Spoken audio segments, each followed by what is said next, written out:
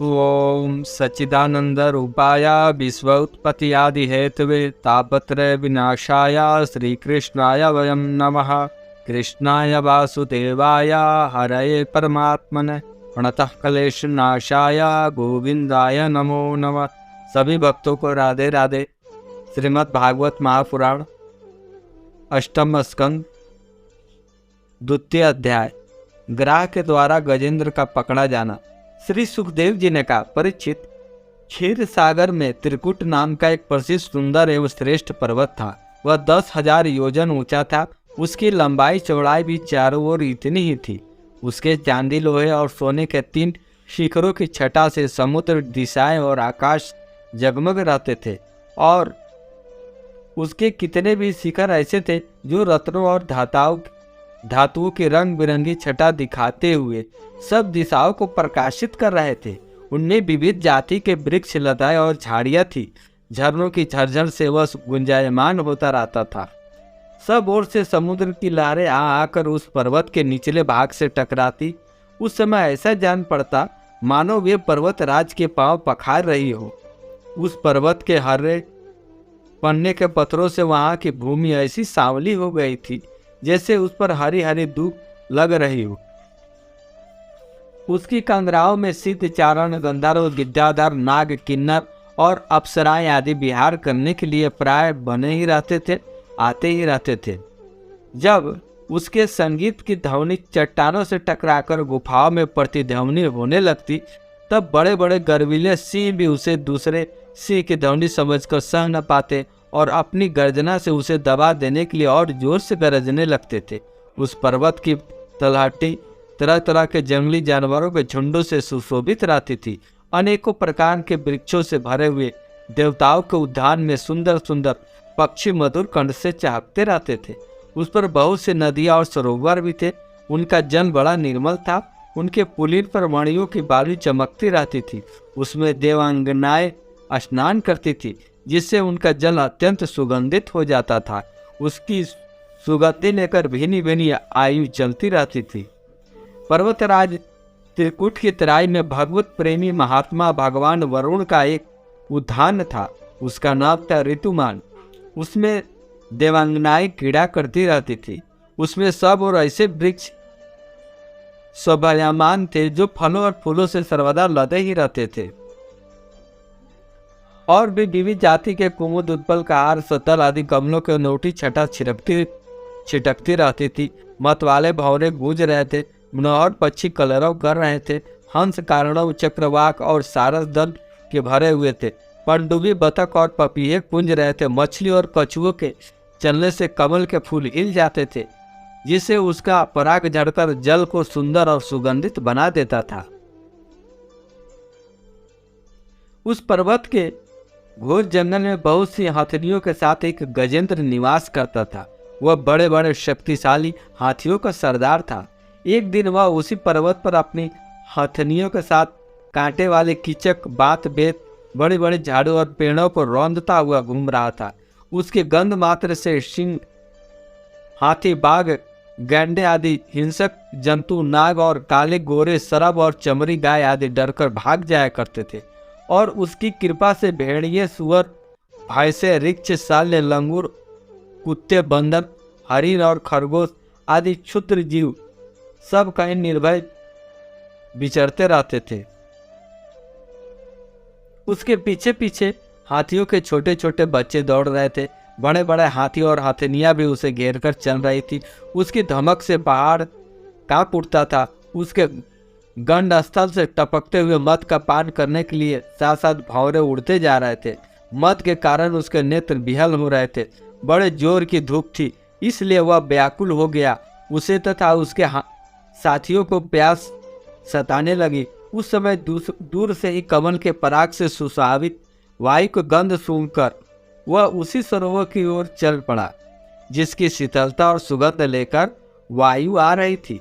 थोड़े ही देर में वेग से चलकर वह सरोवर के तट पर पहुंचा और उस सरोवर का जल अत्यंत निर्मल एवं अमृत के समान मधुर था। सुनहले और अरुण कमलों की केसर से वह महक रहा था। गजेंद्र ने पहले तो उसमें घुसकर अपनी सूंड से उठा उठाकर जी भरकर जल पिया। फिर उस जल में स्नान करके अपनी थकान मिटाई। गजेंद्र गृहस्थ पुरुषों के भांति मोहग्रस्त होकर अपनी सूंड से जल के फुहारे छोड़ छोड़कर साथ की हथनियों और बच्चों को नहलाने लगा। उनके मुंह में सूंड डालकर जल पिलाने लगा। भगवान की माया से मोहित हुआ गजेंद्र उन्मत्त हो रहा था। उस बेचारे को इस बात का पता ही नहीं था कि मेरे सिर पर बहुत बड़ी विपत्ति मंडरा रही है। परीक्षित, गजेंद्र जिस समय इतना उन्मत्त हो रहा था, उसी समय प्रारब्ध की प्रेरणा से एक बलवान ग्राह ने क्रोध में भरकर उसका पैर पकड़ लिया। उस प्रकार अकस्मात विपत्ति में पड़कर उस बलवान गजेंद्र ने अपनी शक्ति के अनुसार अपने को छुड़ाने की बड़ी चेष्टा की, परंतु छुड़ा न सका। दूसरे हाथी हथनिया और उनके बच्चों ने देखा कि उनके स्वामी को बलवान ग्राह बड़े वेग से खींच रहा है। तब वे बहुत घबरा गए। उन्हें बड़ा दुख हुआ। वे बड़ी विकलता से चिघाड़ने लगे। बहुतों ने उसे सहायता पहुंचाकर जल से बाहर निकाल लेना चाहा, परंतु इसमें भी वह असमर्थ ही रहे। गजेंद्र और ग्राह अपनी पूरी शक्ति लगाकर भिड़े हुए थे। कभी गजेंद्र ग्राह को बाहर खींच लाता तो कभी ग्राह गजेंद्र को भीतर खींच ले जाता। परीक्षित, इस प्रकार उनको लड़ते लड़ते 1000 वर्ष बीत गए और दोनों ही जीते रहे। यह घटना देखकर देवता भी आश्चर्यचकित हो गए। अंत में बहुत दिनों तक बार बार जल में खींचे जाने से गजेंद्र का शरीर स्थिर पड़ गया। न तो उसके शरीर में बल रह गया और न मन में उत्साह। शक्ति भी क्षीण हो गई। उधर ग्राह तो जलचर ही ठहरा, इसलिए उसके शक्ति क्षीण होने के स्थान पर बढ़ती गई। वह बड़े उत्साह से और भी बल लगाकर गजेंद्र को खींचने लगा।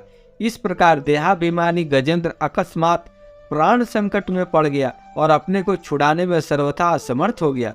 बहुत देर तक उसने अपने छुटकारे के उपाय पर विचार किया। अंत में वह इस निश्चय पर पहुंचा, यह ग्राह विधाता की फांसी ही है। इसमें फंसकर मैं आतुर बहुत दुखी हो रहा हूँ। जब मुझे मेरे बराबर के हाथी भी इस विपत्ति से न उबार सके, तब ये बेचारे हथनियाँ तो कैसे छुड़ा सकती है। इसलिए अब मैं संपूर्ण विश्व के एकमात्र आश्रय भगवान की ही शरण लेता हूँ। काल बड़ा ही बली है। यह सांप के समान बड़े प्रचंड वेग से सबको निगल जाने के लिए दौड़ता ही रहता है। इससे अत्यंत भयभीत होकर जो कोई भगवान की शरण में चला जाता है, उसे वे प्रभु अवश्य बचा लेते हैं। उसने भय से भीत होकर मृत्यु भी अपना काम ठीक ठीक पूरा करता है। वही प्रभु सबके आश्रय है। मैं उन्हीं के शरण ग्रहण करता हूँ। गजेंद्र के द्वारा भगवान की स्तुति और उसका संकट से मुक्त होना। श्री सुखदेव जी कहते हैं, परीक्षित, अपनी बुद्धि से ऐसा निश्चय करके गजेंद्र ने अपने मन को हृदय में एकाग्र किया। फिर पूर्व जन्म में सीखे हुए श्रेष्ठ स्तोत्र जप के द्वारा भगवान की स्तुति करने लगा।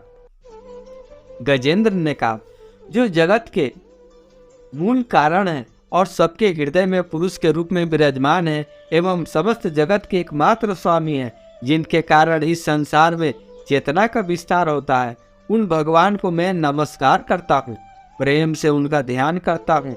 यह संसार उन्हीं में स्थित है, उन्हीं की सत्ता से प्रतीत हो रहा है। वे ही इसमें व्याप्त हो रहे हैं और स्वयं ही इसके रूप में प्रकट हो रहे हैं। यह सब होने पर भी वे इस संसार और इसके कारण प्रकृति से सर्वथा परे हैं। उन स्वयं प्रकाश स्वयं सिद्ध सतात्मक भगवान के मैं शरण ग्रहण करता हूँ। यह विश्व प्रपंच उन्हीं के माया में उनमें अध्यस्त है। यह कभी प्रतीत होता है, कभी नहीं, परंतु उनकी दृष्टि ज्यों के त्यों एक सी रहती है। वे इसके साक्षी हैं और इन दोनों को देखते रहते हैं। वे सबके मूल हैं और अपने मूल भी वही है। कोई दूसरा उनका कारण नहीं है। वे समस्त कार्य और कारणों से अतीत प्रभु मेरी रक्षा करे। प्रलय के समय लोकपाल और इन सब के कारण संपूर्ण रूप से नष्ट हो जाते हैं। उस समय केवल अत्यंत घना और गहरा अंधकार ही अंधकार रहता है, परंतु अनंत परमात्मा उससे सर्वथा परे विराजमान रहते हैं। वे ही प्रभु मेरी रक्षा करे। उनकी लीलाओं का रहस्य जानना बहुत ही कठिन है। वे नट की भांति अनेकों वेश धारण करते हैं। उनके वास्तविक स्वरूप को न तो देवता जानते हैं न ऋषि ही। फिर दूसरा ऐसा कौन प्राणी है जो वहां तक जा सके और उसका वर्णन कर सके। वे प्रभु मेरी रक्षा करें जिनके परम मंगलमय स्वरूप का दर्शन करने के लिए महात्मागण संसार की समस्त आसक्तियों को परित्याग कर देते हैं और वन में जाकर अखंड भाव से ब्रह्मचर्य आदि अलौकिक व्रतों का पालन करते हैं तथा अपने आत्मा को सबके हृदय में विराजमान देकर स्वाभाविक ही सबकी भलाई करते हैं। वे ही मुनियों के सर्वस्व भगवान मेरे सहायक हैं, वे ही मेरी गति है। न उनके जन्म कर्म है न नाम रूप है, फिर उनके संबंध में गुण और दोषों की कल्पना ही कैसे की जा सकती है। फिर भी विश्व की सृष्टि और संहार करने के लिए समय समय पर उन्होंने अपनी माया से स्वीकार करते हैं। उन्हीं अनंत शक्तिमान सर्वेश्वरमय पर ब्रह्म परमात्मा को मैं नमस्कार करता हूँ। वे आरूप होने पर भी बहुरूप है, उनके कर्म अत्यंत आश्चर्यमय है, मैं उनके चरणों में नमस्कार करता हूँ। स्वयं प्रकाश सबके साक्षी परमात्मा को मैं नमस्कार करता हूँ। जो मन वाणी और चित्त से अत्यंत दूर है, उन परमात्मा को मैं नमस्कार करता हूँ। विवेकी पुरुष कर्म संन्यास अथवा कर्म समर्पण के द्वारा अपना अंतकरण शुद्ध करके जिन्हें प्राप्त करते हैं तथा जो स्वयं तो नित्य मुक्त परमानंद एवं ज्ञान स्वरूप है और दूसरे के केवल मुक्ति देने की सामर्थ्य भी केवल उन्हीं में है, उन प्रभु को मैं नमस्कार करता हूँ। जो सत्व रज तप इन तीनों गुणों का धर्म स्वीकार करके कर्मशः शांत घोर और मूढ़ अवस्था भी धारण करते हैं, उन भेद रहित संभाव से स्थित एवं ज्ञान धन प्रभु को मैं बार बार नमस्कार करता हूँ।